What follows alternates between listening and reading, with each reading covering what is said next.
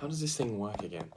It's been a while. Hello everybody, welcome back to another one of my stupid little roundup videos that I tend to do after a Southampton game. Typically if we win or draw or put in a good performance, if we lose terribly then I try not to live for the next 24 hours, but I have perfect reason to live this time round. Welcome back to the Premier League, welcome back to Southampton games, and yes, Saints did in fact win today 3-0 against Norwich, and I don't want to go into great detail with this video because normally they're like end up 15 minutes long and bloated and there's no point to them, but I'm so happy to have come out of the hiatus that the Premier League had and be able to say that Saints have won their first game back 3-0, which I think is their biggest win this season apart from, like, in the Premier League, and that's pretty astounding that 3-0 is our biggest win.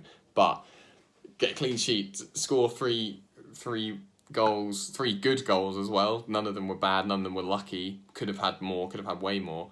Played a fantastic game for the most part, and I'm so proud and happy and looking forward to what the rest of the games can bring, because now we're 10 points above third bottom.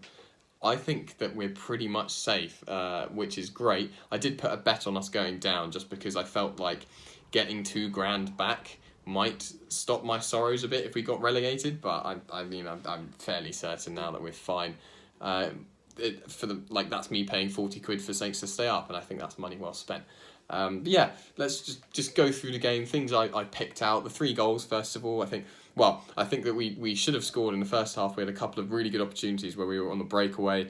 Ings got a bit unlucky with just his pace on the ball compared to the pace of defenders without the ball. I mean, he hit the crossbar.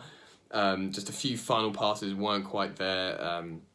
And I think the first half went pretty well. The first 10 minutes were really ropey. You could see Pukki trying to run in behind, and our defenders really aren't that fast, so that was a bit of a worry, but somehow we just completely shut them up. You saw Daniel Farke took off Cantwell, he took off Buendia, he took off Pukki. He was resigned to the fact that they'd lost with about 20 minutes left, and that was really nice to see. That instills a lot of confidence in your team, I guess.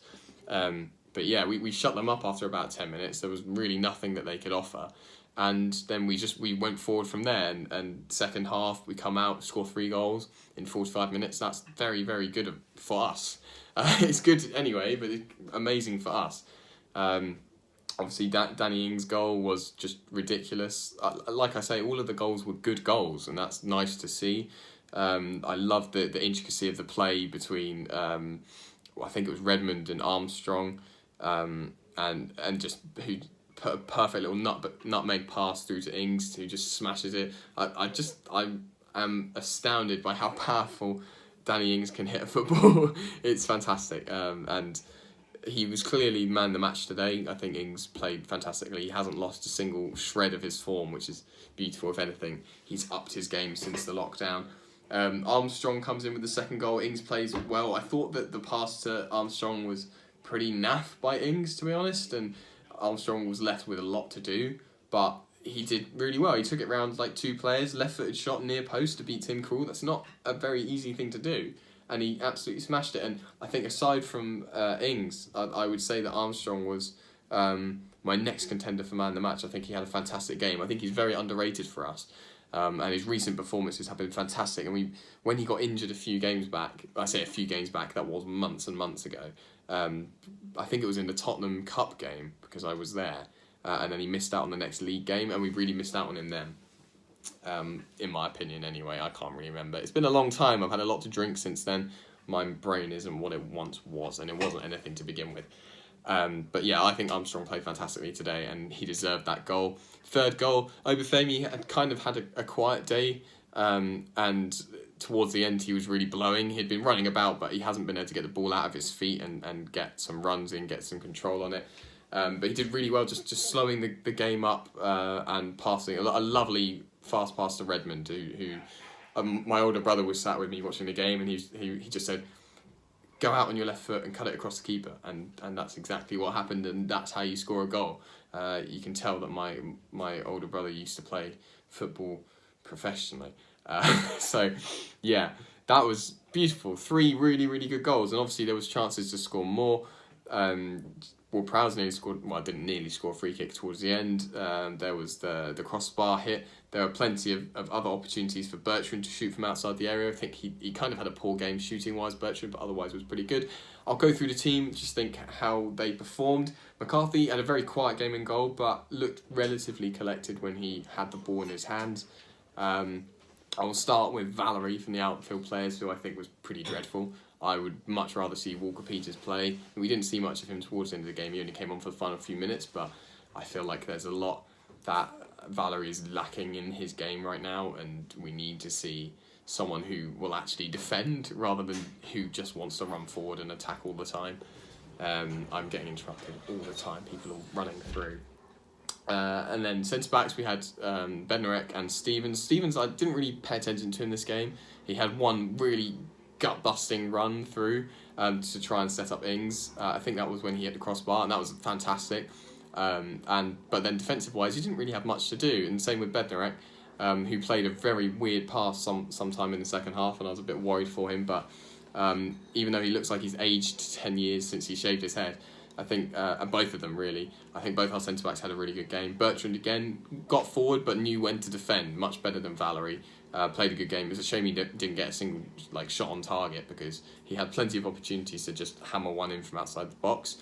Midfielders, we had Højbjerg and Prowsey. Obviously, the big drama this week was that Højbjerg has been stripped of the captaincy and it's been given to Prowsey instead. I think that for the most part, well, you couldn't tell really. I'd say that Højbjerg played a pretty good game. He didn't get on the ball for the first 10 minutes or so, but then after that he was able to slow the game down, play some really key passes, looked his usual just powerhouse self, just kept on going and looked like he normally did, and that's nice to see that he's still giving a lot to his game. Obviously today we heard about Ryan Fraser and how he doesn't want to give anything to Bournemouth, so he's not going to play for them again, and it's nice that even though Højbjerg has kind of said, no, you know what, I'm probably going to leave, he's still giving his all for the club, and he does care about Southampton. You saw that in the Portsmouth game in the Cup, so it's nice that he played well. Prowsey, I think, again, the first 10 minutes didn't get on the ball, but then just directed things from midfield. Very good stamina, was a good captain today. Looked like he was in control of everything, which was brilliant. Redmond and Armstrong were two wide players, and Armstrong, as I've already said, I think had a brilliant game. Just looks so energetic, and I think he's going to be key in the rest of our games as long as we keep him fit, and he could be a great player to keep in his starting 11 next season.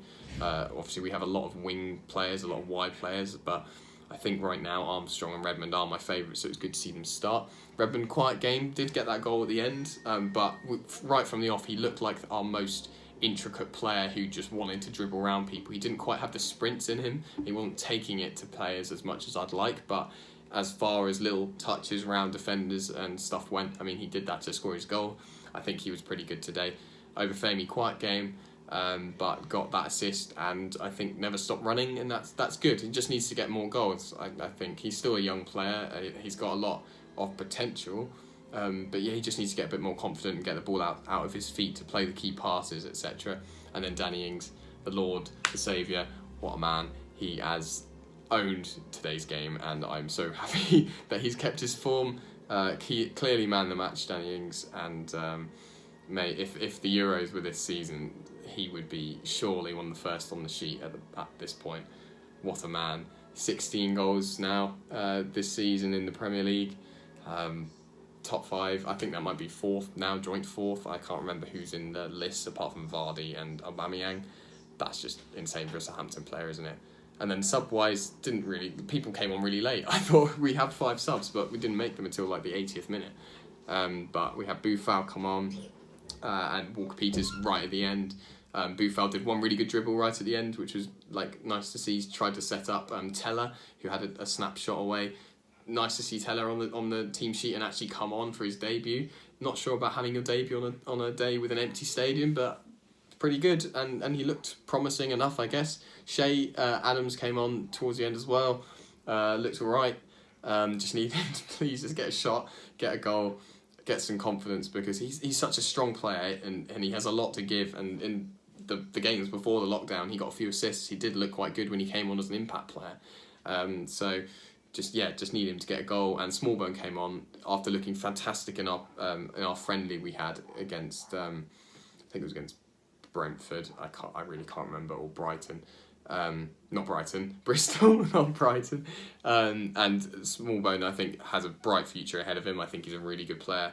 And pretty much very similar to Prowsey, I would say. And I guess that's a Southampton way of breeding centre midfielders.